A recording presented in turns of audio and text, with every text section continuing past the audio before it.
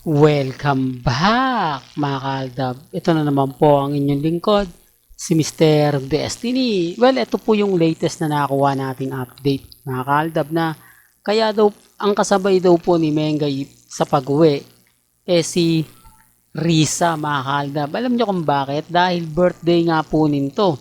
At sa araw po ng birthday, dito nga po sila magse-celebrate.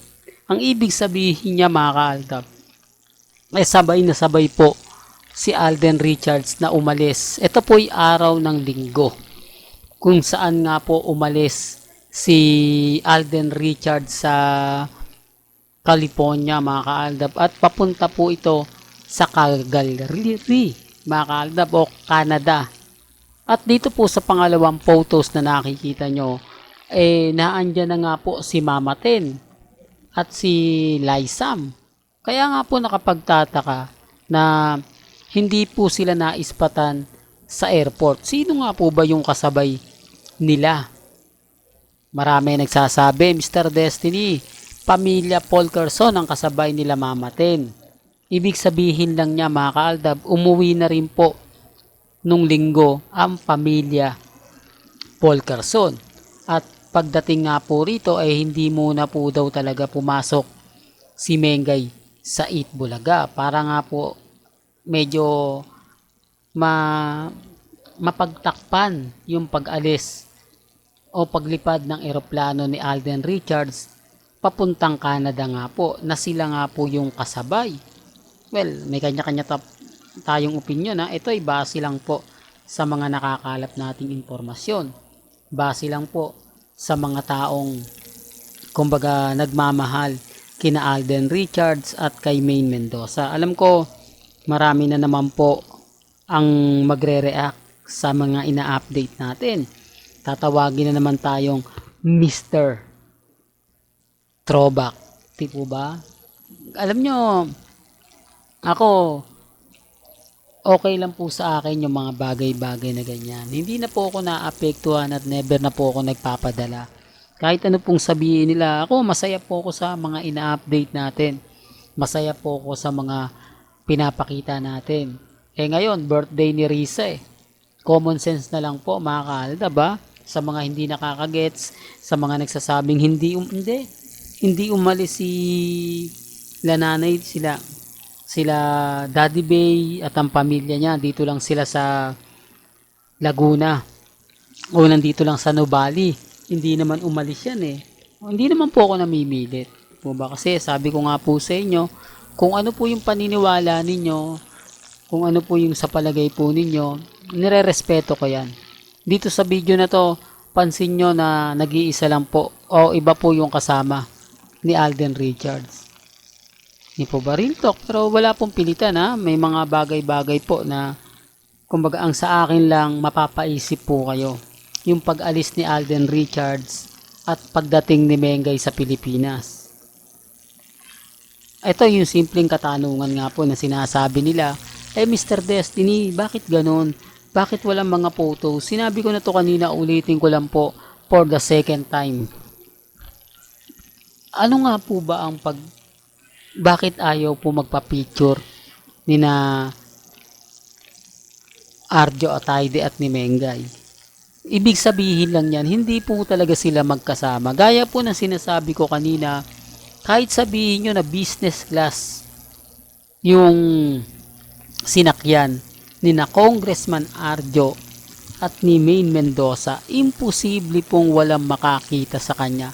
Lalo na po sa NAIA, 24/7 nga po raw yan. Doon pa lang mapapaisip na po kayo. Doon pa lang masasabi nyo na, oo nga Mr. Destiny. Kasi yung mga papuntang Pilipinas at yung papuntang ibang bansa, magsasama-sama yan Ang sakay ng eroplano, lalo na pag malaki, nasa 100. Di po ba? Kaya nga po nagtataka ako pero sabi ko nga po walang pilitan hindi po ako namimilit. Hindi po ako na mumuwersa po na ganito ganyan. Basta sa akin lang po makapagbigay tayo ng update, makakuha tayo ng mga kaganapan, doon lang po tayo. Alam ko maraming hindi na naman maniniwala na hinatid ni Alden Richards sila Mengay at si Risa sa airport po ba. Tapos tuluyan ng ang ibig kong sabihin mga kaaldab, nung papunta sina Alden Richards, dalawang eroplano sinakyan nila. Kay Alden papuntang Canada at kay Maine Mendoza ay papuntang Pilipinas. Oops, issue na naman yan, Mr. Destiny. Tuwan-tuwa na naman yung mga basher mo niyan. Tuwan-tuwa na naman yung mga taong lagi kang nababati sa Facebook, di po ba? Sa YouTube, okay lang. Hindi naman po tayo nagpapadala. Ngayon, kumbaga masaya sila kasi si Mengay nga po nasa Itbulaga at buhay na naman po. Ito yung paulit-ulit kong sinasabi. Iba po kasi talaga yung aura ni Mengay sa Itbulaga, yung buhay na buhay. Yung kapag nakita mong naandyan siya, talagang masaya. Yung tipong, huy, muling nagbalik. Pero pansin nyo po ba, hindi man lang po nahingian ng pasalubong. Wala man lang pasalubong na dala si Mengay para po sa kanila. Hindi, para lang klaro, di po ba? Wala man lang dalang, kumbaga kung ano yung mga nabibili mo sa Athens, sa Europe, wala. Kaya nga po yung iba nagtataka, bakit hindi man lang nanghingi ng pasalubong, wala man lang pagbati, uy, salubong, wala ka bang dala dyan na galing ibang bansa? Di po, sa palagay nyo mga kaaldab, real talk yan, pero wala, si Mengay lang po, masaya na. Gaya po ng pagkuha sa kanya muli ng Itbulaga. Sabi ko nga po sa inyo, yung kontrata kasi ni Mengay, may visa pa yan, hanggat hindi po, kumbaga kahit sabihin nila tanggal ka na, pero pag gusto nilang ibalik ka uli, mapipilitan ka kasi nasa kontrata yan. Maliban lang po talaga kung nag-usap na yung management at sinabing tanggal ka na. Kaya lang, sino nga po ba yung manager ni Mengay? O, di po ba? Sino nga po ba yung manager niya? Si Marjoso. Si Marjoso, alam nyo naman po na number 1 galit na galit sa Aldab Nation yan. Number 1 na isa yan sa nagpahiya ng mga mamis, mga titas, mga senyor, kasama niya si Nate Gonzaga. Kilala niyo po ba yon? Taga ABS-CBN si Marjoso. Kaya nga po, ano yan yung lalong dumikit niya. Kaya nga po si Rams David natanggal dahil sa kanya Kumbaga pinapila ni Marjoso at kinuha niya po si Mengay. Hindi po yan manager ni ni Congressman Arjo. Kakilala lang po ni Congressman Arjo si Marjoso. Si Marjoso naman po, for the record lang, kumari po yan ni Nikki. Malaki ang utang na loob naman ng pamilya Mendoza kay Marjoso kasi siya po yung nagpasok kay Mike bilang cameraman ata sa ABS-CBN.